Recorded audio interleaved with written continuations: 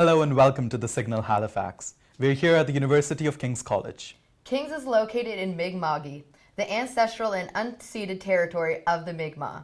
We're your hosts. I'm Erin Murphy. And I'm Akrit Michael. We've got a great show coming up for you all, from a women's shelter on the Eastern Shore to a bride and groom in Toronto. But first, music. Korean pop is a growing interest worldwide. For fans in Atlantic Canada, Halifax offers a place for the K-pop community to thrive. Ashley Fullerton reports. Quinpool Road is home to the East Coast's first specialty K-pop store, Sarah and Tom.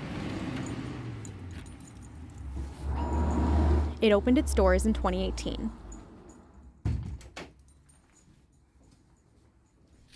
Natasha Wright began working here just months after it opened. Are we missing any BTS albums? But she started listening to K-pop 3 years earlier. The debut of Twice, I was a fan, and that's usually the date I refer to. Yeah. This is my favorite album, the Eyes Wide Open album. It's so good. And then Taste of Hobby Love. stores like this one don't just sell product. They provide a space for fans to gather. Wright says people travel long distances to come here. They're usually like, because this is the only trip I'm making, because it's a 2-hour drive back. So I think it's absolutely necessary to have like a physical in-person place to buy like albums, to buy merchandise, just to talk about it as well, because it really helps create a community. K-pop is a package deal. It's not just about the music. Choreography is also a big draw to the genre. I've really cultivated a passion for dance outside of K-pop as well. So that's definitely my favorite thing, and the thing I appreciate most about K-pop in general is dancing. The existence of specialty stores like this one has helped make fandom accessible beyond Canada's larger cities. I mean, people have hobbies. You can't say that like, oh, nobody cares about this type of thing. People obviously do, and people want a physical place where a community can thrive. Sarah and Tom was able to remain open through the pandemic. It leaned on online orders. Wright takes that as a sign that fans want to shop local, even when they can't. Ashley Fullerton for The Signal, Inukjubuktut, also known as Halifax. Still to come, a family that skateboards together learns a few tricks together. Wolfgang Foster has been skateboarding since before he could walk. Every week he goes to the skate park with his dad and his 2 brothers. Today, they are skating at Dartmouth Common. October 1st marked the opening day for the Souls Harbor Women's Home. The home is an important community resource on the Eastern Shore. And if you shopped at a certain local thrift store, you helped contribute. Avery Stewart reports. You may have seen the Mission Mart building while shopping in the Bears Lake Business Park. But you might not know about the organization behind this. Mission Mart is run by Souls Harbor Rescue Mission, a not-for-profit organization that offers emergency help and support services to those who need it. We really do encourage our donors to give all their donations to Mission Mart. 100% of those profits are going towards feeding people and sheltering people. Souls Harbor Rescue Mission was founded over 2 decades ago. The organization was in the process of opening a men's home for several years. As we've been in the process of that, we keep getting asked, what about the women? And that's really a question that we've heard over and over and over again. On October 1st, Souls Harbor opened their women's home on the Eastern Shore. Maybe they're struggling for whatever reason to get their life together, and an environment like that will just give them the time and the space to do that. The new home is a shared living environment, a safe place. You can't get a much more beautiful, relaxing environment, and we just saw it and we thought, this is for the women. This is what they need. They need to get out of the city, get away from whatever it is they need to get away from, to be safe, to heal if they need to heal. The women's home is more than just a place to stay. Hack calls it a place to heal. We view it very holistically in that a person needs to get every part of their life back together, right? Souls Harbor Rescue Mission recently received funds from the government. They are working on building an apartment complex for long-term housing for those in need. This is Avery Stewart The Signal, Halifax. COVID pushed pause on so many big life moments. As Rachel Dial's best friend is getting married in Ontario, the King's journalism student takes on maid of honor duties and explores what it's like to plan a wedding during a pandemic. Loud and Greek. 2 words I would use to describe my best friend, Annie Kazaris. I feel great. We're having a big party right now. The music is blasting. My voice is gone, but we're having a lot of fun. 4 hours earlier, Annie was preparing for her bridal party. It's a special night. Their first formal wedding celebration with friends and family since COVID. We're having 20 people in the basement of my house. It'll be the first time that we've had such a group of people in my house like that.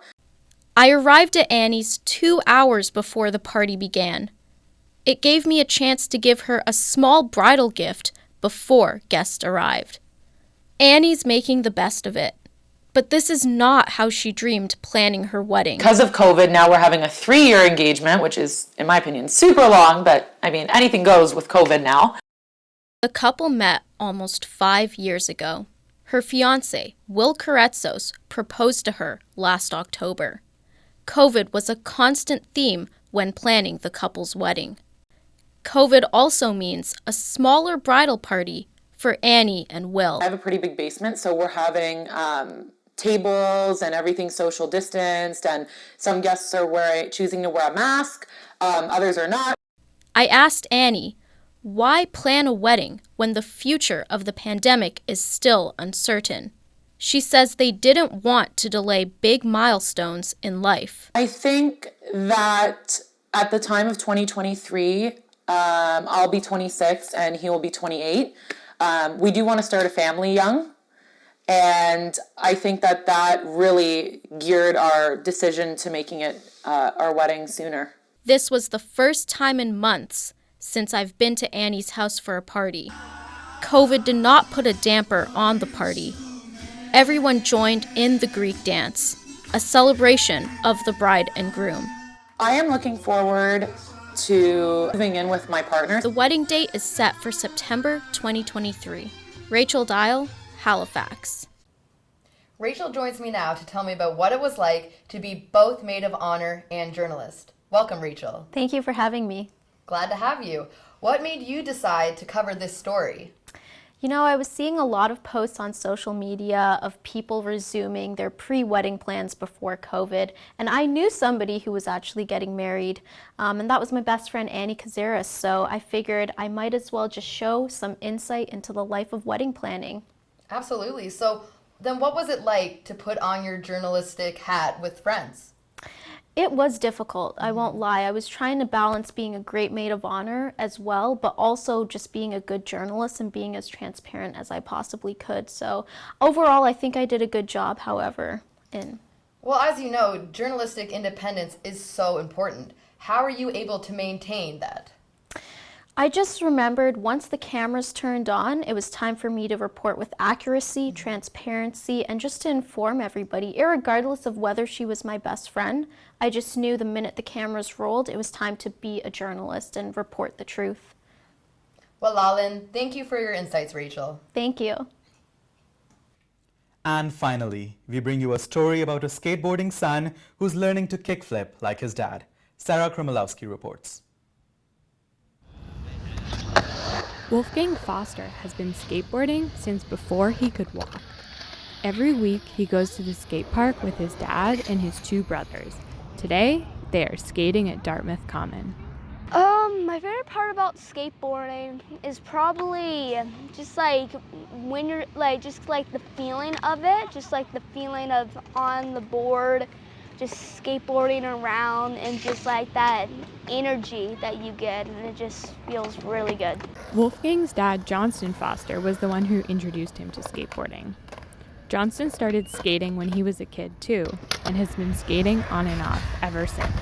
When he had kids of his own, he says it felt natural to share it with them. I just, when my oldest was born, it was just kind of like there were skateboards in the house already, and I just know how much fun I had with it, so I just automatically it would be, you know, why wouldn't I want to make him, not make him, but encourage him. When I was little, he put me on a skateboard and he just kind of like showed me how to do it, and then I got better at it. My favorite part about skateboarding personally is just sort of the freedom of it. And I think that what I love about seeing my kids do it is just their own sense of freedom that they find in it. But skateboarding is about even more than family for the Fosters. It's a community. I think I don't have to worry about turning my back for a second because there's other people here that are like keeping their eye out for my kids too, you know? Kids of all ages hang out at the skate park. Wolfgang Foster thinks he knows why. Well, first of all, it's not really fun to skateboard alone. He says that everyone is still learning, even his dad. It's better when they learn together. Sarah Kromolowski, The Signal, Halifax. Well, Leo, thanks for watching. I'm Erin Murphy. And I'm Akrit Michael. For more news stories, follow The Signal on YouTube and Twitter. Or go to thesignalhfx.ca.